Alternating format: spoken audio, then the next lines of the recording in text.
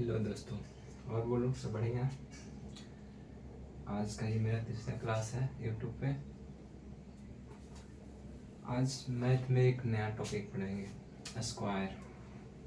Square छोटा सा topic है, हम पढ़ाएंगे आज एक्सपोनेंट, बताएंगे एक्सपोनेंट के बारे में, जिसको हिंदी में घातांक कहते हैं। तो एक्सपोनेंट जाने से पहले हमको स्क्वायर के बारे में थोड़ा सा नॉलेज होना चाहिए, क्यूब के बारे में थोड़ा सा नॉलेज होना चाहिए। जैसे आज हम बेसिक सा चीज़ सीखेंगे स्क्वायर। आए सीखते मज़ा आएगा, सपोर्ट करना भाई।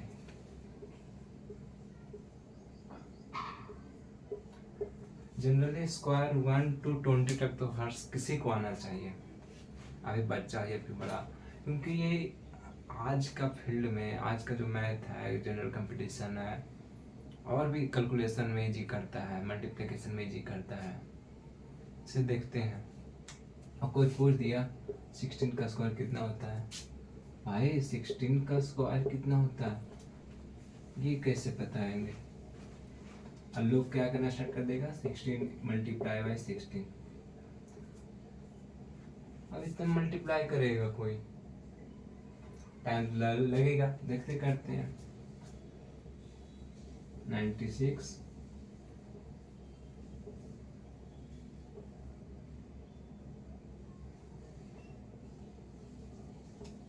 256 256 है।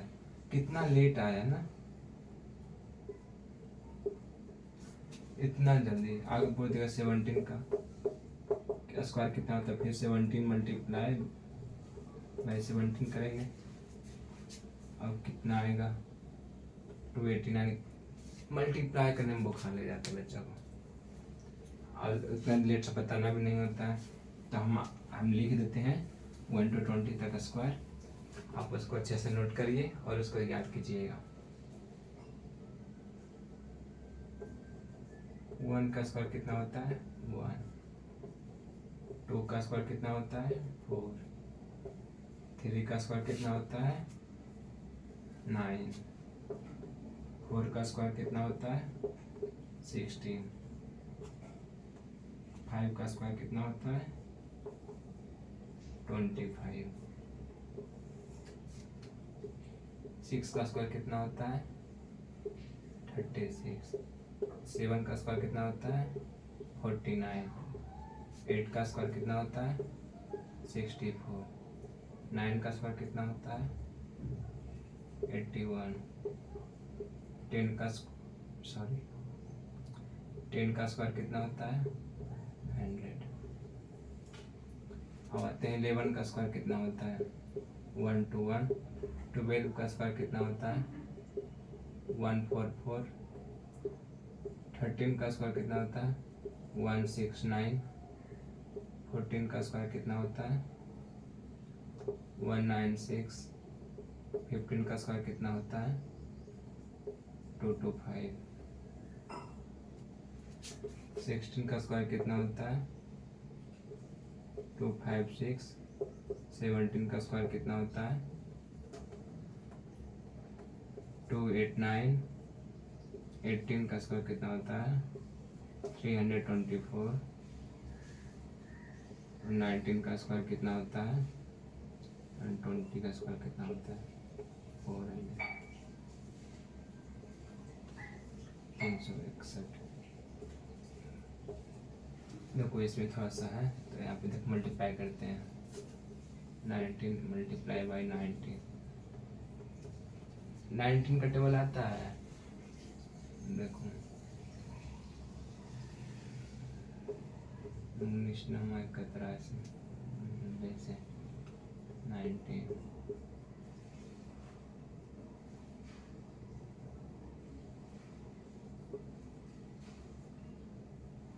सही है, हो गया। अब नोट करो इसको, जल्दी नोट डाउन करो।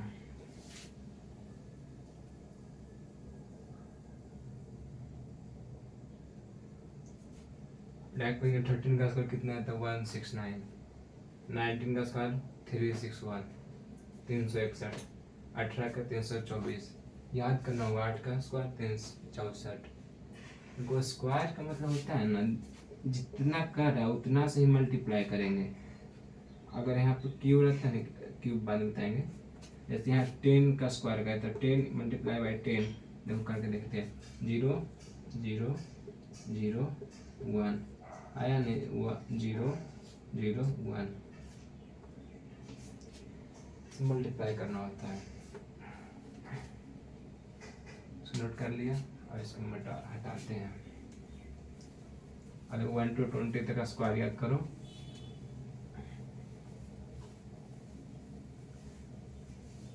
फिर बताएंगे ट्रिक इसका, बताएंगे 5 का रूल बताएंगे।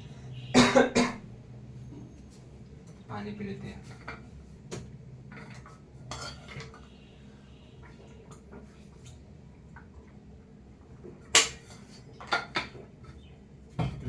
आगे देखो, अब थोड़ा सा क्यूब के बारे में बात करते हैं। क्यूब क्या है? हम बोल देंगे 2 का क्यूब क्या होता है। 2 का क्यूब का कहने का मतलब क्या हो रहा है? जैसे देखो यहाँ 3 है ना, 3 मतलब क्यूब होता है। तो 2 को 3 टाइम मल्टीप्लाई करेंगे, देखो कितना आता है। 2 2 जा 4, 4 2 जा 8। तो 2 का क्यूब कितना होता है? 8। इसको याद करना है, 10 तक याद करना है। आपको पूछ देगा 8 का क्यूब कितना होता है। हमको डायरेक्ट याद है तो हम 512 लिख देंगे। सर ये आया कैसे? तो देखो 8 multiply by 8 multiply by 8, 3 times 8 का मल्टीप्लाई करना है। तो 8 8 जा 64, 64 8 जा 512। देखो करते हैं, 8 4 जा 32, रिमाइंडर 3। अब 8 6 जा 48, 48 प्लस 3 कट करेंगे कितना आएगा? 51। आगे 512 512 यही होता है। और देखो बताते हैं, अब लिखते हैं 1 to 10 तक। 1 का क्यूब 1, 2 का क्यूब कितना होता है?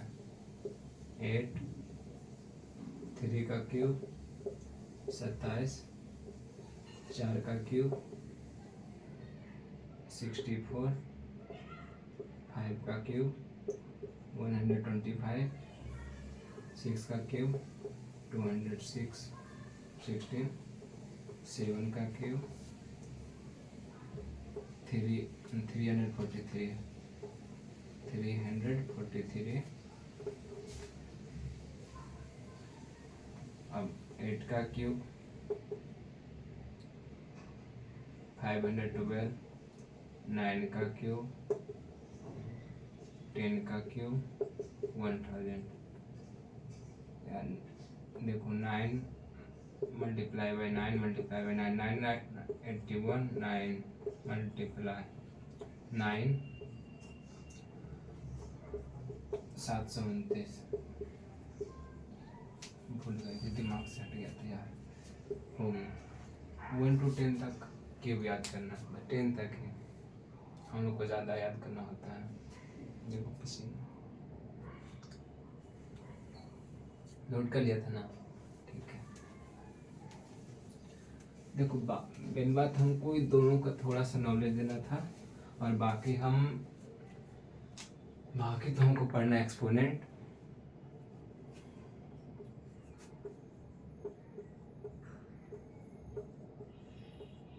ये इम्पोर्टेंट है, इसको समझना। वो तो बच्चा का हो तो सबको पता ही होता है, नहीं पता होता तो क्यूब और स्क्वायर याद कर लेना, हम कल पूछेंगे। एक्सपोनेंट पढ़ेंगे। एक्सपोनेंट का हिंदी घातांक होता है। एक्सपोनेंट का मतलब क्या होता है सर? इसका यूज कहाँ कहाँ पे मैथ में देखते हैं। अगर कुछ दिया जैसे 64 को हम किस तरह से लिख सकते हैं? इसको फैक्टर में लिख सकते हैं। कितना फैक्टर में लिख सकते हैं 64 को? फैक्टराइजेशन आता है ना, देखो हम करते हैं। एक्सपोनेंट सिखा रहे हैं। 2 टाइम्स में 32, 2 टाइम्स में 16, 2 टाइम्स में 8, 2 टाइम्स में 4, 2 टाइम्स में 2, 2 टाइम्स में 1। अब देखो हम लिख सकते हैं कितना 1 2 3 4 5 6, 2 into 2 into 2 into 2 into 2 into 2, 336 हो गया, हो गया। और देखते हैं इसको। अब देखो 1 2 3 1 2 3 डायरेक्ट नहीं लिख सकते हैं, 2 टू द पावर 6 लिख सकते हैं ना हम डायरेक्ट। अब यहाँ पे 64 को 2 टू द पावर 6 लिख सकते हैं, है ना, बोलो लिख सकते हैं। इसका शॉर्ट फॉर्म हो गया। अब कौन इतना मल्टीप्लाई इतना लिखते डायरेक्ट 2 टू द पावर 6 लिख देंगे, शॉर्ट में मेथड हो गया। अब देखो सर ये 2 क्या है, ये 6 क्या है, तो ये 2 है ना, इसको कहते हैं बेस। क्या 2 क्या है, बेस। और जो ये 6 पावर आया है इसको हम पढ़ते हैं एक्सपोनेंट। इसको क्या पढ़ते हैं, एक्सपोनेंट। इसी के बारे में जानना है। बहुत बड़ा कैलकुलेशन होता है, उसको मल्टीप्लाई कर एक्सपोनेंट फॉर्मूला आते हैं और इजी करते हैं मैथ को। अब जैसे हम तुमको दे देंगे 32 बाई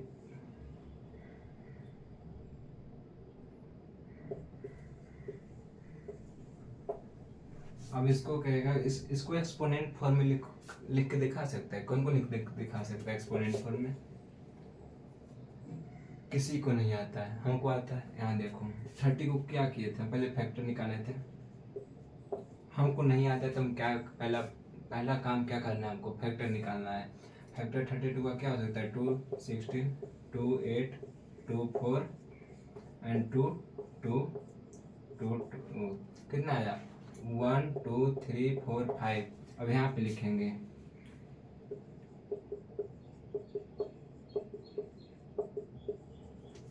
5 है। अब 1 to 5 का लिखेंगे 5 टाइम्स में, सॉरी यहाँ 2 नहीं लाएगा बाबू, यहाँ 5 आएगा। 5 to 5 टाइम्स में 5 5.5 5/1 हो गया। अब 5 3 टाइम्स में 5 इंटू 5 इंटू 5। अब इसको हम शॉर्ट फॉर्म में लिख सकते हैं ना, हो गया ना। देखो 2 टू द पावर कितना है 5 एंड 5 टू द पावर कितना है 3। इसको एक्सपोनेंट फॉर्म आया ना। अब देखो हम डायरेक्ट इसके जगह पर डायरेक्ट इसको हम पुट कर सकते हैं। 2 पे पावर 5 को हम 32 करते हैं एंड 3 टू पावर 5 के पावर 3 को हम 125 करते हैं। अब कुछ रिकॉल करो, अभी हम क्या बताए थे, क्यूब पढ़ाए थे। तो 5 पे पावर क्यूब, 5 का क्यूब कितना होता है 125। क्या हम डायरेक्ट यहाँ से यहाँ कर जाते नहीं, अगर याद होता तो। इसलिए बोलते हैं पहले जो लिखा है उसको याद करना अच्छा से। और बहुत सारे क्वेश्चन आते हैं, और देते हैं।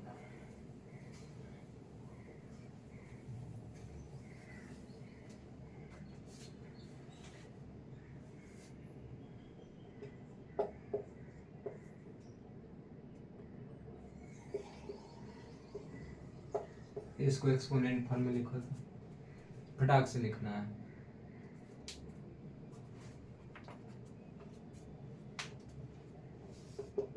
सर 512 बहुत ज़्यादा लगेगा, 2 बहुत टाइम में आएगा। तो हम शॉर्ट फॉर्म क्या बताए थे अभी, 8 का क्यूब क्या होता है 8 जो है 8 का क्यूब क्या होता है 512 होता है। और 64 किसका होता है 4 का क्यूब होता है। तो हम यहाँ डायरेक्ट आंसर लिख सकते हैं 3 पे पावर 3 एंड 4 पे पावर 3। देखो सर इसका नहीं आ रहा है समझ, जैसे 4 करेंगे तो 4 4 16 16 4 जा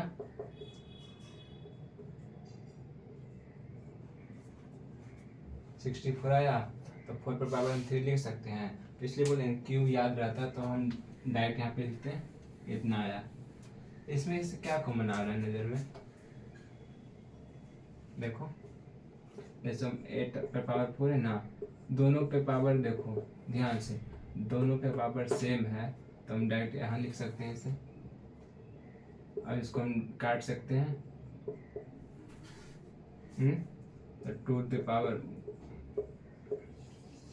ये हमारा आंसर हो जाएगा। समझा? वो ज़्यादा किए, अब नए से नए समझ में आया, फिर से अच्छा से बताइए। ये भी अच्छा से है, तुम समझना नहीं चाह रहा ठीक से। देखो ना, हम 8 का क्यूब ऐड किए ना, 512 क्यूब हमको याद था, तुम्हें याद हो, तुमसे भी बनेगा। और 3 का क्यूब देखे 64 होता, तो डायरेक्ट हम यहाँ पे लिख दिए। तो दोनों का क्यूब आ ही गया, तो क्यूब क्यूब देखो होता है ना सर। ये 3, ये जो पावर है एक पर ही क्यों चढ़ा दी है, यहाँ पे क्वेश्चन होना चाहिए। देखो इसका फार्मूला होता है मल्टी, देखो देखो इधर,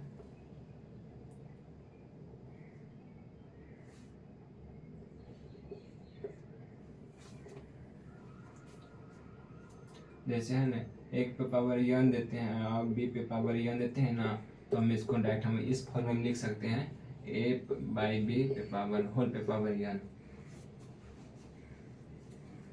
नहीं समझे? जैसे देखो फिर बताते एग्जाम्पल, 2 पे पावर 2 बटा 4 पे पावर 2 को हम इस फॉर्म लिख सकते हैं, 2 पे पावर 4 बाय होल पे पावर 2।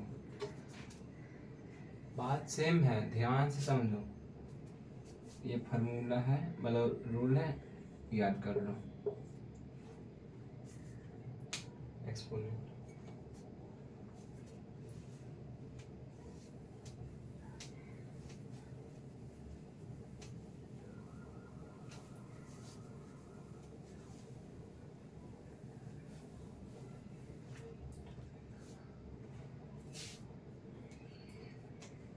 चलो, एक्स पे पावर अगर 0 रह गया तो इसका वैल्यू क्या आएगा? एक्सपोनेंट है भाई, याद कर लो क्या होता है, 1। एक्स क्या है, कोई भी नंबर जैसे देते हैं,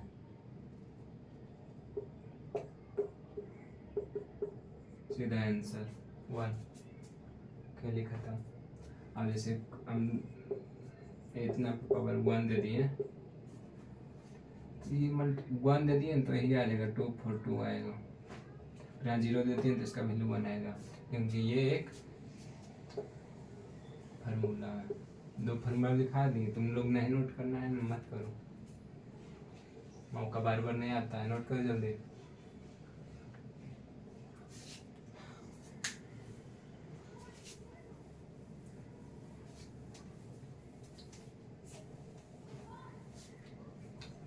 आज के लिए इतना है।